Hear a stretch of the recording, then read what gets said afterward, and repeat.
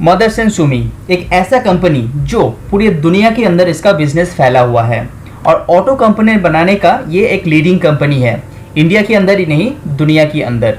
और ये जिस कंपनी को सर्विस देता है वो आपको पता ही होगा, क्योंकि ये दुनिया के अंदर जो टॉप ऑटो कंपनी है उसको ये सर्विस देता आ रहा है बहुत दिनों से। जैसे मारुति हो गया, टाटा हो गया, फरारी हो गया, लैम्बोर्गिनी। तो ये जितना भी बड़ा बड़ा ब्रांड है एज वेल एज जो छोटा छोटा कंपनीज है उसको भी ये अपना सर्विस देता आ रहा है। मदरसन सुमी जाना जाता है ये एक्वायर के लिए। ये छोटा मोटा कंपनी को बहुत ज़्यादा एक्वायर कर लेता है और ये लगातार हर साल करते आ रहा है। और इसका जो फाइनेंशियल आप देखेंगे वो लगातार इम्प्रूव होते जा रहा है और ये कंपनी एक फंडामेंटली स्ट्रॉन्ग कंपनी है। ये कंपनी जाना जाता है इसका बोनस और इसका जो शेयर पार्ट होता है उसके लिए। कंपनी का आप मार्केट कैप देखेंगे करीब 75,000 करोड़ का है, लेकिन इसका जो पीई देखिए वो 138 है, जो बहुत ही ज़्यादा महंगा आपको पीई आपको दिखाई दे रहा है।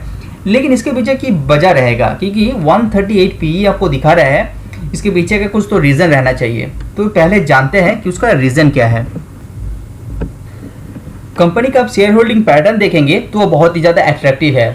ये जो आपको गिरावट दिखा रहा है ये ऑटो साइकिल की वजह से यहाँ पे आपको गिरावट दिखाई देगा। ये कोरोना पैंडेमिक के वजह से ये गिरावट आपको यहाँ पे दिखाई दे रहा है। और ये कंपनी बहुत बार अपना शेयर को स्प्लिट कर चुका है, तो इसीलिए इसका प्राइस के ऊपर मत जाइए। कंपनी कितना फाइनेंशियली स्टेबल है वो आप यहाँ पे देख पाएंगे। 2009 से लेके 2021 तक देखिए कितना बड़ा जंप है। जो करीब 2500 करोड़ का रेवेन्यू आता था, अभी जाके वो आ रहा है करीब 60,000 करोड़। वो ह्यूज जंप। उसी हिसाब से इसका जो नेट प्रॉफिट है वो भी लगातार इम्प्रूव ये किया है। तो अभी जानते हैं कि मदरसन सुमी इतना महंगा होने के पीछे के रीज़न क्या है। तो पहला जो रीज़न है, कंपनी ने कुछ विजन दिया है 2025 तक, जो 5 इयर्स प्लान के हिसाब से ये लोग चल रहा है। जो इसका अभी जो इसका रेवेन्यू है जो करीब 8 बिलियन है, वो 2025 तक ये प्लान कर रहे हैं करीब 36 बिलियन ये लोग टच कर पाएंगे as a revenue, 36 billion US dollar. Second इसका जो मोटो रखा है कंपनी ने वो है इसका 75% रेवेन्यू ऑटोमोटिव इंडस्ट्री से आएगा और 25% जो इसका रेवेन्यू आएगा वो एक नया डिवीजन चालू कर रहे हैं वहाँ से अर्न करेगा। तीसरा, डिपेंडेंसी ऑन द कंट्री। तो ये कोई भी एक कंट्री के ऊपर डिपेंड नहीं है, बहुत सारा कंट्री का इसका क्लाइंट्स है और बहुत सारा कंट्री में इसका जो कंपनीज है वो फैला हुआ है। तो ये एक ईजी हो जाता है कंपनी का मूवमेंट के लिए।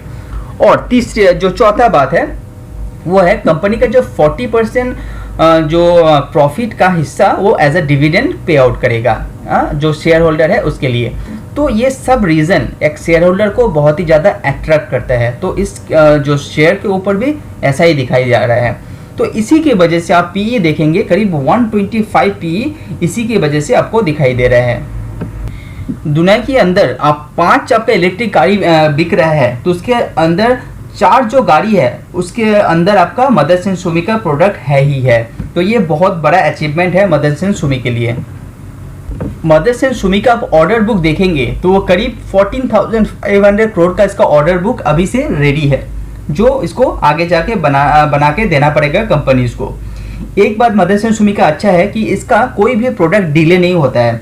कंपनी को जब डेट देता है उसी डेट को ये सप्लाई भी करता है। तो ये बहुत बड़ा अचीवमेंट है कंपनी के लिए। तो इसी के वजह से इसका ऑर्डर बहुत ज़्यादातर आता रहता है। इतना अट्रैक्टिव होने के बाद भी कंपनी के ऊपर एक नेगेटिव पॉइंट तो है, इसका कर्जा जो करीब 14,000 करोड़ का कर्जा इसके पास है। जो रिजर्व कैश है वो 10,000 करोड़ है, लेकिन ये कर्जा उसने कैपेक्स के लिए इकट्ठा किया है। तो इसी वजह से ये खराब नहीं है as a company market cap.